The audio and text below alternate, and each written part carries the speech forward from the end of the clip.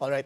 Attorney, talakayin naman natin ngayon yung naging desisyon ng Court of Appeals na sinasabing null and void ang kanilang naunang hatol doon sa kaso ni dating Senador De Lima doon sa kanyang drug-related case. Hindi ho ba pag acquitted ng isang akusado ay hindi na maaaring i-overturn ito dahil doon sa prinsipyo ng double jeopardy?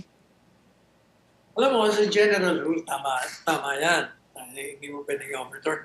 Pero may exception to the rule at marami ng kaso Korte Suprema dyan. Halimbawa, merong deprivation of due process, merong mistrial, kaya may grave abuse of discretion.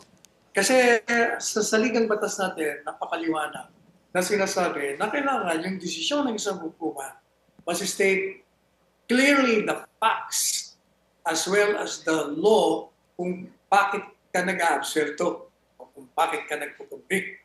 Yun ang pinuna ng Court of Appeals.